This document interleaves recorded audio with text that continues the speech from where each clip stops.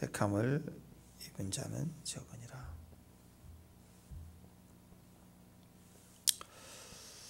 자, 천국은 오늘 천국의 비유죠. 천국은 뭐냐? 천국을 어떻게 우리에게 비유하시느냐? 자기 아들이에요. 자기 아들을 위한 혼인잔치. 자기 아들을 위한 혼인잔치를 베푼 누구? 왕과 같다. 천국은 왕의 마음과 같다. 뭐 그런 거 아니겠어요?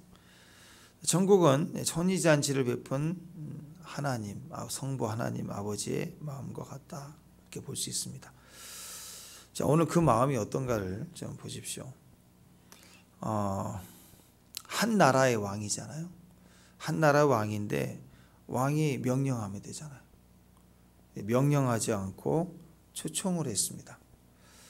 그 말은 뭐예요? 자기 백성을 혼인잔치에 초청할 때에는 인격적으로 대접하고 그리고 사랑으로 그를 초청하고 있다는 것이, 초청이라는 의미는 그런 것이죠.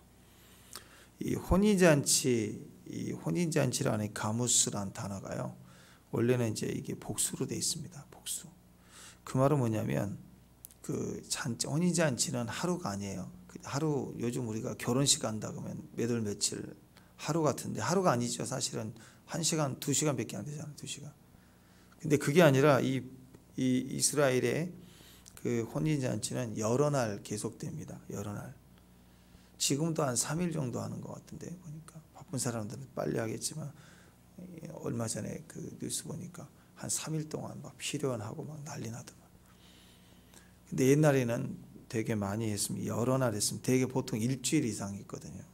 그 이상 밤낮으로 잔치를 합니다. 그 혼인잔치를 생각하면 혼인잔치는 이 결혼의 그 축복이잖아요. 결혼의 축복은 사람 한 사람의 인격과 인생을 둘 때 가장 큰 잔치 아니겠습니까? 축복합니다. 그때 다 이뻤었잖아요. 그죠? 그때 다 멋졌잖아요. 그죠? 그때 다 주인공이었잖아요. 그래도 환갑잔치보다 낫지 않나요? 칠순잔치 하고 싶으세요? 그것보다는 혼인잔치가 인생의 가장 큰 잔치죠. 돌잔치 때는 잘 모르고 인간에게 가장 큰 잔치는 혼인잔치입니다.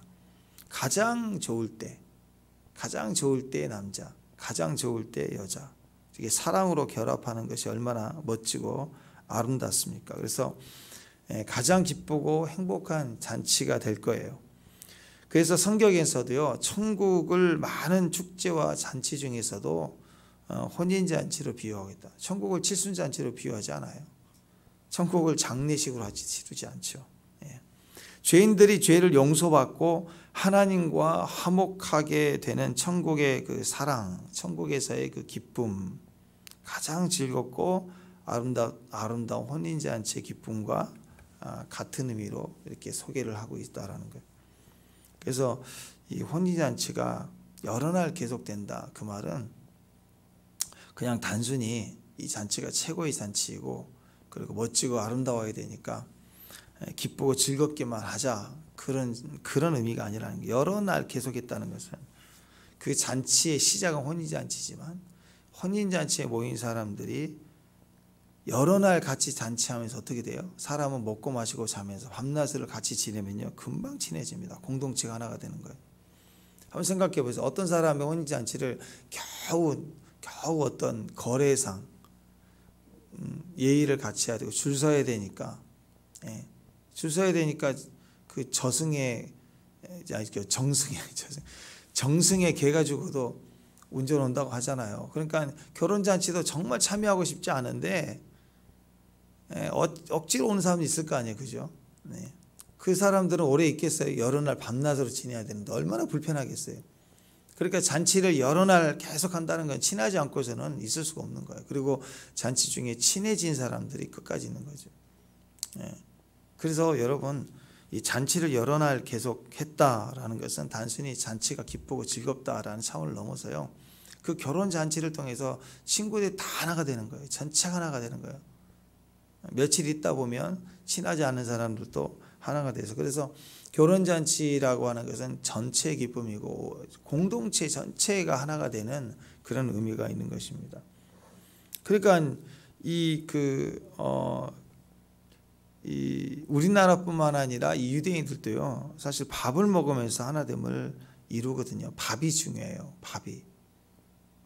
축복합니다. 예. 별로 감동이 없으신데요. 원래 밥을 먹어야 살아요. 밥을 먹어야 하나가 됩니다. 그래서 유대인들은 특히 율법에 보면 여러 사람들이 지금 이 사건 속에 우리가 돌아보면요, 밥은요 아무나 하고 같이 먹지 않습니다. 죄인, 세리, 이방 사람들하고는 절대 밥도 먹지 않아요. 심지어 신약 시대에 와서도 이방인이 들어오니까 베드로가 일어나서 많은 사람이 나가려고 할 때 베드로 나가려고 하다가 거기 그 사도 바울에게 책망을 듣잖아요. 그죠? 그러니까 아무하고 밥을 같이 먹지 않아요. 그리고 율법으로 손을 씻지 않는 사람들하고도 밥 먹지 않죠. 그러니까 식사 초대를 아무나 하겠습니까? 식사 초대를 아무나 하지 않아요. 또 식사 초대에 내가 초청을 받았다, 그 말은 한 가족이 되었다, 함께 밥 먹자. 그러니까 가족의 의미예요. 가족의 의미. 사랑하고 환영하고 존중하고 친구가 되자, 형제가 되자, 가족이 되자, 그런 의미입니다. 그러니까 오늘 이 왕이 백성을 초대했다는 것은요, 그냥 행사가 아니에요. 그냥 진짜 가족이 되자. 며칠 잔치하면서 내 아들의 잔치에 초청하는데 와서 기쁘게 같이 먹고 마시며 우리가 진짜 하나가 되자, 그런 의미예요. 그래서 초청한 겁니다. 여러분, 가족에게는 왕이 명령하지 않죠. 그죠? 신하에게 명령하고 종에게 명령하죠. 근데 백성에게 명령하지 가족에게 명령한 사람은 어디가 있어요? 그러니까 왕은 백성이지만 오늘 가족처럼 진짜 내 가정, 내 기쁨을 나눌 수 있는 형제처럼 생각하고 초청하는 거예요. 자, 이렇게 한 가족으로 생각하고 초청을 하나가 되자고 초청했더니 거절하는 사람들이 있었다라는 거예요. 만약에 왕이기 때문에 너 안 오면 죽인다 하고 명령했다면 왕의 명령이니까 두려워서라도 억지로 다 참석했겠죠. 그런데 거절했다라는 것입니다. 사실 생각이 좀 있는 사람이라면요, 왕이 명령했을 때보다는, 왕의 명령보다는요, 은근히 친한 척하며 초청할 때 왕이 부탁한다, 이게 굉장히 무서운 거예요. 더 무서운 거예요. 왕을 거절하는 것보다, 왕의 명령을 거절하는 것보다 왕이 은근히 부탁조로 나올 때 이건 은근히 더 무서운 거라고요. 근데 얼마나 이들이 무지하고 어리석었는지 왕의 초청도 무시하고 예수님도 무시하고 하나님 초대도 무시하고 하나님 외에도 무시하고 하나님 이래도 무시하고. 왜? 자기밖에 모르니까, 자기 생각만 오르니까 앞뒤가 안 보이는 거예요. 상황이 판단이 안 되는 거예요. 오늘 거절하는 세 가지 종류가 나오죠. 5절 6절 보니까 돌아보지도 않았어요. 초청을 하자마자 예 그래요가 아니에요. 돌아보지도 않고 뭐라고 하느냐, 한 사람은 밭으로 가요. 자기 밭으로. 또 한 사람은 사업하러 가요. 그리고 이제 밭이 있는 사람, 사업처가 있는 사람들은 얼른 그 순간 바쁘다고 가버리고, 나머지 대부분의 사람들은 뭐 하고 있느냐, 밭도 없고 사업도 없고 일단 거기 앉아 있는 사람은 듣자마자 뭐 있느냐, 그 왕의 소식을, 초청장을 들고 온 자들을 잡아다가 모욕하고 그리고 때려서 죽였다라는 거예요. 이거 무시무시한 일 아니에요? 누구 얘기하고 있는 거예요? 예수님 얘기예요. 예수님. 또 선지자들 얘기하는 거. 이 사람은요, 그 은혜도 계속 베풀면 당연하게 여기고 나중에 권리인 줄 안다 그랬잖아요. 요구를 한다 그러잖아요. 은혜를 막 요구해요. 은혜를 어떻게 요구해요? 그 거절하는 것도 그렇습니다. 거절하는 것도 계속 거절하잖아요. 그러면 그것이 성향이 돼요. 그런 기질이 돼요. 그래가지고 나중에는 그런 인격이 돼버려요. 여러분, 인격이 되면 그때부터는 저절로 나와요. 이 안에 사람은 다 똑같아요. 사람은 다 똑같은데 그 안에 다른 인격이 들어오면 그 인격적인 삶을 살아버리는 거예요. 다른 인격. 그래서 이 짐승의 인격이 들어, 귀신의 인격이 들어오면 사람 이하의 삶을 살아요.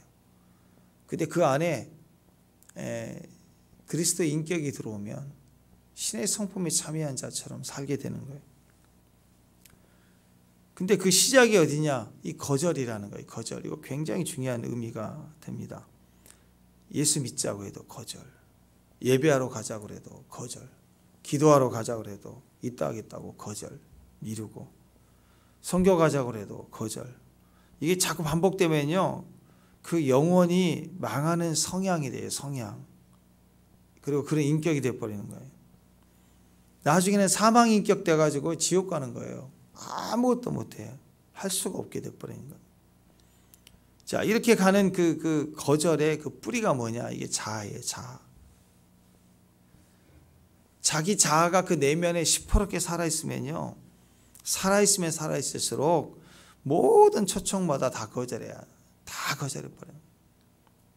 그래서 요한복음 1장 12절에 영접하는 자, 곧 그 이름을 믿는 자들에게는 하나님의 자녀가 되는 권세를 주었으니, 그랬잖아요. 그죠? 영접하는 거. 그러면 다른 인격이 되는 거예요. 다른 성향이 되고 다른 인격이 되고 우리는 그 다른 삶이 되어지는 거예요. 영접하는 게 얼마나 중요하냐는 거죠. 청함에 거절하지 않는 사람, 어떤 청함이든 거절하지 않는 사람, 제일 좋은 친구예요. 친구 사귀려면 이런 사람을 사귀어야 돼요. 한번 생각해 보세요. 나이 들수록 거절하는 것이 많아진 사람들. 이상하게 나이 들수록 고집이 세고 거절한 게 많아. 아니야, 안 해, 있다. 자꾸 이렇게 되면요, 돌이켜야 됩니다. 나중에는 아무도 없어요, 주변에. 아니, 그렇잖아요. 친구는 친구야. 그냥 같이 뭐 그룹이고 동기고 뭐. 근데 뭐 밥 먹으러 가자 하는 것부터 계속 아니야, 뭐 아니야, 맨날 아니래. 어떤 친구는 속이 안 좋아서 그 음식 먹기 힘들어도 그냥 영접해요. 뭐 다 따라가 주는 거예요. 왜 먹고 싶은 게 없겠어요. 근데 내가 아프고 불편하고 음식 틀어버리기 뭐하니까 따라가는 거예요. 골라서 먹고 교제하는데 하나 되는 의미가 있으니까 매운 거 안 먹으면서 자기 먹고 싶은 거 먹고 가는 사람이 있잖아. 그런 사람들이 이 청함에 거절하지 않는 사람, 지혜로운 사람이에요. 이런 친구들은요, 다발로 싸놓고 기다려야 돼. 이런 친구들이 좋은 친구. 항상 무슨 말하면 아닌데 입에 달고 살아. 영접하는 게 없고 자꾸 따지고 확인하고 혼자 똑똑이고 집에 가서 혼자 맞는데 그러고 있고, 뭐가 맞아. 인생이 그렇게 되면 나중에는요, 좋은 친구가 아니에요. 하나하나 따지는 거예요. 잔치집에 와가지고도 얼마나 이뻐요, 얼마나 좋은 게 많아요. 근데 꼭 꼬투리 잡아. 막 음식이 하나가 맛없네. 이 집은 다 맛있는데 잡채가 맛없다. 꼭 그 부정적인 거 하나 그 먹으면 맛있어요. 맛있는데 자기 마음에 안 드는 건데 그 잔치집에 할 말이 아니잖아요. 그 상관이 없는 어떤 걸 딱 꼬집어 가지고 이러네 저러네. 그 성향이라고, 성향. 나 없을 때는 나에 대해서 그렇게 말한다고요. 너 없을 땐 너에 대해서 얘기하고 다 그러는 사람. 이게 기질입니다. 그 사람들은요, 어쩌다 그런 게 아니에요. 진짜 잡채가 맛없어 그런 게 아니고 원래 그런 걸 얘기하는 거예요. 제가 부정적인 얘기를 아예 하지 말라 그 얘기가 아니라, 잘못된 것은 잘못될 수도 있겠죠. 근데 그게 아니라 제가 말씀드리는 것은 성향입니다. 성향. 늘 그런 기질, 그런 성향. 여기 있는 이 사람들은요, 오늘따라 밭에 가고 오늘따라 이렇게 사업하러 가고 오늘따라 왕의 종을 막 때리고 그랬나요? 원래 그랬다는 거예요. 성향. 그런 인격이 다 똘똘 뭉쳐서. 아니, 세상에 보험 상품 보거나 이 영업사원이 뭐 하나 전단지 주는 것도 막 때리고 죽이고 그럽니까? 누가 지나가다가 이렇게 행주 하나 주고 그러잖아요. 오피스텔 분양해가지고 이렇게 생주 하나 주면 이걸 왜 주냐고 때린 사람 있어요? 그거 받고 싶지 않으면 가는 거지. 그게 무슨 말이에요? 이미 이 사람들 속에는 왕을 신뢰하지 않고 미워하고 자기 안에 여론과 자아로 지금 똘똘 뭉쳐 있는 거예요. 지금 한 번이 아니라 여러 번에 걸쳐서 그렇게 가지고 있다. 성향이더라. 그런 인격이 돼 있더라. 그런 얘기 아니겠어요? 우리 팔복이 있었죠. 팔복이 중에 삼복이 있어요. 삼복이. 삼복이가 온유함이었어요. 마태복음 5장 5절에 보면 1복, 2복, 3복, 3복이가 온유한 자는 복이 있나니 그들이 땅을 기업으로 받을 것이다. 온유하다. 마음이 가난하고 또 영혼이 약해지면 영혼이 마음이 외적으로도 약해지면 그게 슬픈 일이지만 그래도 결과적으로는 사람이 온유해집니다. 많이 두들겨 맞았다는 뜻이에요. 온유하다는 것은. 그만큼 영혼이 점점 온유해지기 시작합니다. 왜냐하면 두들겨 맞을수록 영혼이 막 온유해지는 게 아니고요. 원래는 영혼이 맑고 깨끗해요. 그리스도 안에 있으니까. 축복합니다. 우리는 세상 영혼이 아니에요. 거듭난 영혼이에요. 근데 이 겉사람이 얼마나 거북이 등껍질 마냥 딱딱한지 이 생명수가 흘러나오지 못하게 딱딱하게 굳어놓고 아닌데 싫은데 그래서 이 고집은 안 꺾여요. 이 고집이 꺾여서 구원받는 게 아니라 믿어서 영원히 구원받았기 때문에 이 껍질이 단단한 사람일수록 이게 안 깨진다고요. 근데 이제 환경이 어려워서 이렇게 얻어맞고 저렇게 얻어맞고 두들겨 깨고 박살나고 도망갔다가 40년 동안 광야에서 양만 보고 살다가 40년 광야에만 있으면 바보 멍청이 되는 거 아니에요. 얼마나 낙심이 되고 무너지고 아픈 마음도 없어지고 그렇게 박살이 나고 났을 때 그 모습 온유함이 얼마나 빛을 발하게. 내가 얇아진 거예요. 깨져버린 거죠. 나라는 겉사람이 부서져 버리니까 내 자아가 죽었으니까 나라는 존재가 없어지고 갈아져 버리니까 그 온유함이 막 생명수처럼 나오는 거예요. 그래서 민수기 12장 3절에 보면 모세는 온유함이 지면에 모든 사람보다 더했다. 자기가 썼단 말이에요. 그죠? 아니 자기 프로필 나는 온유한 자요. 지면에 모든 사람보다 더하다. 프로필에 이렇게 프로필 사진에 그거 쓰는 사람 있을까요? 모세는 이렇게 남겼어요. 왜? 온유하니까. 쓸 때 얼마나 부담이 갔을까요? 그래서 성경인 거예요. 하나님이 쓰라 감동을 줘서 쓰라 하니까 겸손해. 겸손과 온유함이 뭘까요? 하나님 말씀의 반응이죠. 생명수가 터져 나오는 거예요. 차면상 독재자도 나는 온유한 자다 그렇게 하지 않거든요. 근데 그렇게 썼단 말이에요. 왜? 온유하기 때문에. 모세는 40세 때 한참 잘 나갈 때 사람 때려서 죽였고 사람 사실 때려 죽인다는 것은 그 쉬운 일이 아닙니다. 그냥 어떤 일이 있어서 사고로 죽을 수도 있고 그냥 폭탄을 터뜨려서 한 방에 죽을 수도 있지만 전쟁터라고 해도요. 죽을 때까지 계속 때려서 죽을 때까지 때려서 죽였다. 쉬운 일이 아니에요. 한두 번 맞아 기절할 수 있지만 죽도록 팼다. 그건 보통 혈기가 아닙니다. 정신없이 때린 거겠죠. 보통 아무리 그러더라 싸움이 일어나서 때리더라 한 사람이 툭 쓰러졌다 그러면 더 이상 안 때리죠. 근데 얼마나 혈기가 많고 그랬는지 자기 분에 이기지 못해서 때리는 것처럼 그렇게 때렸는지 죽었단 말이에요. 그런 모세가 80이 됐어요. 광야에서 40년 양치다가 그 기다리고 죽을 날만 바라보듯이 그렇게 있다가 깨달은 거죠. 아, 내가 설친 게 아무것도 아니구나. 해봐야 되는 게 없구나. 나는 안 되는 종이 아무것도 안 되는구나. 할 수 있는 게 아무것도 없구나. 이렇게 기다리고 나는 무지하다.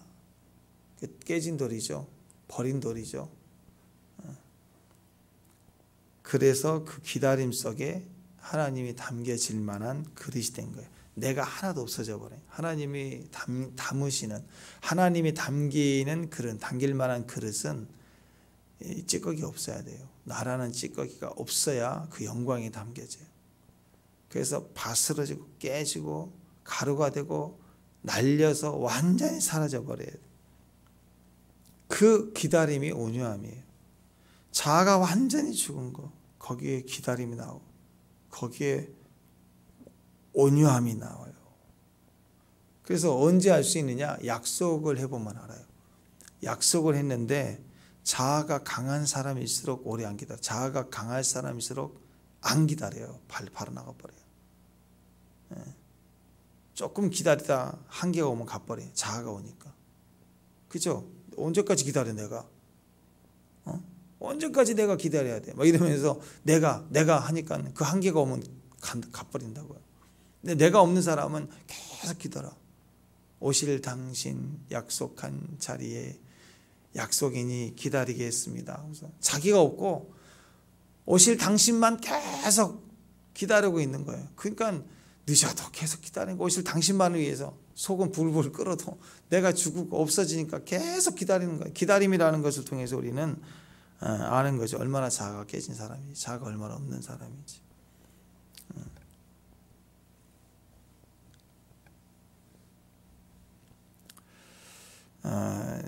진짜 온유는요, 다른 사람을 존경으로 대하는 태도나 행동에서 확인이 됩니다. 하나님에 대해서는 잘 몰라요. 그냥 종교성이니까 다 한대 말은 아멘 하니까. 근데 행동은 그렇지 않죠. 근데 그게 분별이 잘 안 될 수 있어요. 그래서 사람을 어떻게 대하는가를 보면 알아요. 그래서 공의와 사랑이라고 그랬잖아. 하나님의 공의를 진짜 믿는 사람은 갑질하잖아요. 약한 자를 위해서 하나님 대하듯 그렇게 기뻐해주고 자기도 못한 자들, 약자들을 향하여 하나님의 즐거움을 가지고 있어요. 그렇게 사명을 감당하는 거예요. 하나님 앞에 내가 뛰어나다. 맨날 기도하고 무슨 떴다 봤다 뭐 예언하고 물론 다 틀리겠지만 막 나름대로 봤다 하고 나서 맨날 막 산에서 살고 교회에서 살고 뭐 그런 것 같아. 근데 그냥 사람들을 하대하고 깔보고 사랑할 줄 모르고 그러면요 그건 가짜예요, 가짜. 그래서 사람을 통해서 즉각적으로 확인이 되는 것입니다. 그래서 하나님이 나는 열심히 의롭게 잘 살아왔는데 너 죄인이다 그러면 네 저는 죄인입니다 하고 인정하고 하나님 앞에 설 수 있는 사람. 아닌데요, 또 어떤 사람은 물론 죄인이죠. 근데 쟤는 더 나쁜 놈이잖아요. 쟤는 왜 안 건들고 나한테 죄인이냐고 하냐. 이렇게 막 자꾸 이렇게 찔러대고 변명하고 그래 당신은 죄인입니다 그러면 막 화부터 내요. 네가 뭔데. 이렇게. 여러분 모세와 베드로, 사도 요한 다들 거친 사람들이었죠. 출신이 그렇게 좋은 사람이 아닙니다.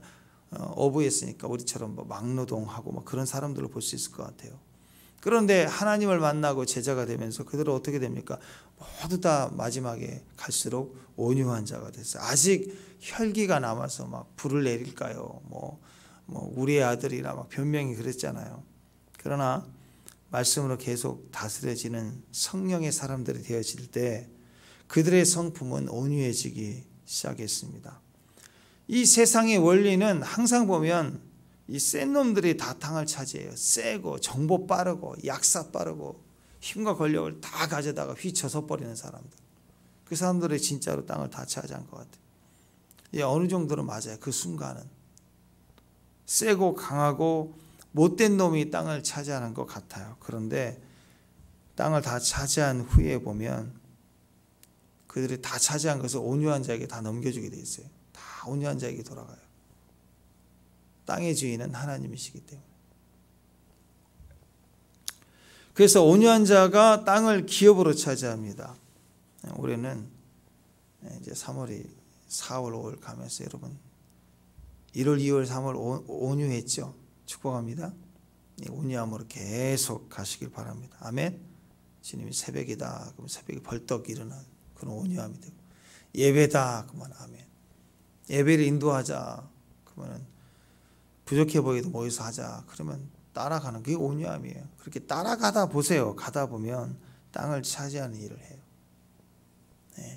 땅에 집중하지 말고 하나님에게 집중하는 게 온유예요. 땅에 집중하면 욕심이에요. 그래서 세고 강하고 힘을 가지고 해보려고 할수록 욕심이 발동할 때 다 뺏겨요. 없어지는 거예요. 그래서 여러분, 우리가 온유함으로 가야 됩니다. 온유한 것이 이기는 거예요. 온유한 자가 땅을 차지하는 거 기억하시길 바랍니다. 아멘. 우리는 다 땅을 차지할 수 있기를 바랍니다. 아멘. 택함이 나왔죠. 택함. 청함을 받고 왔지만 핵심이 여기 있습니다. 청함을 받고 왔지만 예복을 입지 않는 사람이 있었어요. 그래서 왕이 그걸 보고는 쫓아냈다. 그 의미가 있죠. 그래서 예복이라고 하는 의미가 영적으로는 그리스도 옷을 입어라 그 얘기죠. 로마서 13장 14절에 보면 오직 주 예수 그리스도로 옷을 입고 정욕을 위하여 육신의 일을 도모하지 말라. 육신의 일을 도모하고 사람의 힘을 발휘하고 그렇기 때문에 그리스도 옷을 입으라는 거예요. 옷을. 여러분, 대제사장이고 또 그런 자격이 있어도요, 대제사장으로서 대속죄일에 지성소로 들어가려면 반드시 파자마 입고 들어가면 안 되고 명품 옷을 입고 가면 안 돼요. 거기에 하나님이 정하신 대제사장의 옷, 에봇을 딱 입고 그러고 들어가야 되는 옷을 입어야지만이 그 합당한 직분과 직위와 역할과 또 사역을 감당할 수 있는 것입니다. 우리 인생이 구원받은 자로서의 인생이 이제 하나님 앞에서의 모든 삶이라는 게 다 사명이잖아요. 상급을 위해서 우리가 열매를 위해서 가는 거예요. 그렇기 때문에 성직을 감당하는 것과 같은 거예요. 제사장으로서 집에 있을 때가 있고 또 밖에 산책할 때도 있겠지만 성전의 성막에서 제사장으로 성직을 감당하려면 옷을 입어야 되는 거죠. 그래서 교회에서도 이제 예복을 입는다. 하나님 혼인잔치에 예복을 입는다는 것은 사명적 삶을 살아가는 데서는 반드시 필요하다는 거죠. 일단 초청의 기회는 누구에게나 주어졌어요. 다 데리고 와라 그랬으니까 제한 없이 다 데리고 왔어요. 근데 그 혼인잔치에 참여하는 자들은 반드시 예복을 입어야 한다는 조건이 있었다는 것입니다. 예복을 입은 일은 임금에 대한 존경과 예의뿐만이 아니에요. 누구나 다 데리고 오라 그 말 속에는 제한 없이 데려온 거잖아요. 그죠? 누구를 제한하고 출신을 제한하고 그런 거 아니었다는 말이에요. 그러니까 존경과 예의 차원에서 없는 사람이 옷을 못 입고 오면 그걸 쫓아내고 그런 의미가 아니라는 것이죠. 예복을 입지 않았다는 것은 왕을 무시하고 모욕을 주는 의미라는 것입니다. 왜냐하면 다 누구나 강권하여 데리고 와라 그랬을 때 거기에 참석하는 정말 자격 없는 사람을 다 데리고 왔는데, 그렇다면 자격이 있는 유대인을 상징하는 이런 될 만한 사람들은 다 거절했잖아요. 근데 자격이 없는 사람들, 그 포도원 품꾼의 비유에서도 보면 진짜 자격 있는 사람은 6시에 들어온 사람밖에 아니고 나머지는 빈둥거린 사람들이잖아요. 빈둥거린 사람들이 9시, 12시, 3시, 5시까지 얼마나 많아요. 이 대부분의 사람들은 빈둥거리고 약자들이고 없는 사람들이라고. 여기서도 될 만한 사람들은 다 거절했고 그 사람들 다 진멸했잖아요. 데리고 오라 할 때 대부분이 데리고 온 사람 자격 없는 사람들이 죄인, 세리, 장녀 뭐 그런 사람들 아니겠어요.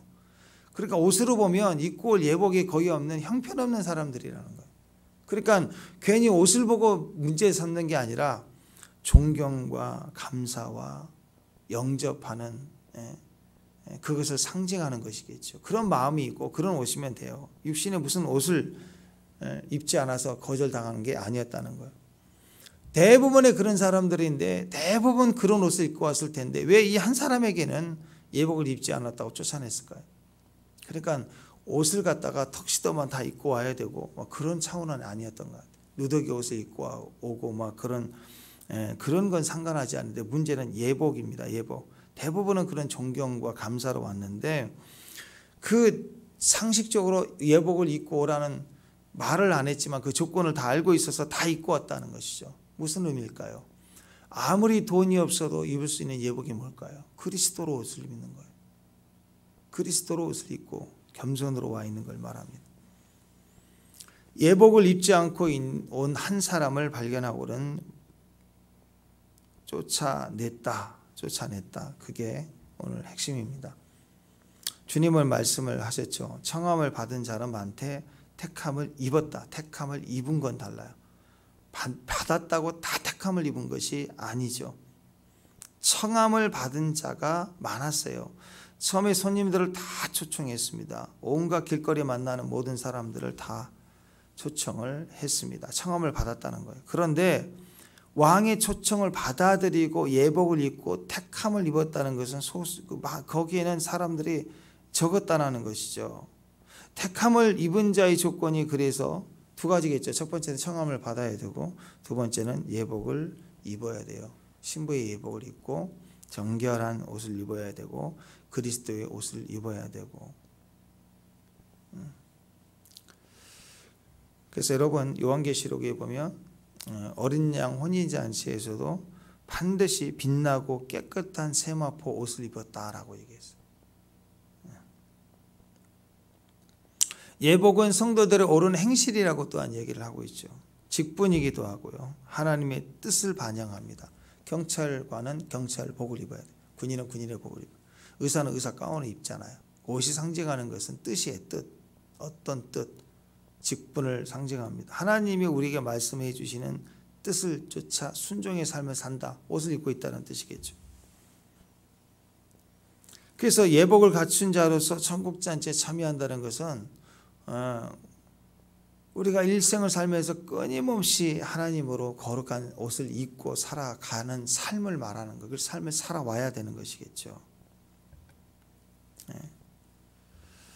요한계시록 3장에 보면 그 사대교회의 소수에 이기는 자들에게 주신 약속인데요. 이기는 자는 이와 같이 흰 옷을 입을 것이요. 흰 옷을 입고. 그리고 뭐라고 얘기하느냐. 3장 4절에 보면 사대에 그 옷을 더럽히지 아니하는 몇 사람이 내게 있어 흰 옷을 입고 나와 다니리니. 옷을 더럽히지 아니한 자라고 그랬어요. 우리가 그리스도로 옷을 입었으면 섞이면 안 됩니다. 그 거룩한 옷을 입고 주님과 동행하는 자예요. 동행하는 자. 그리스도로 옷을 입어야 되고, 그리고 청함을 받았으면 그리스도 옷을 입었으면 어떻게 해야 돼요? 더럽히지 아니해야 돼요.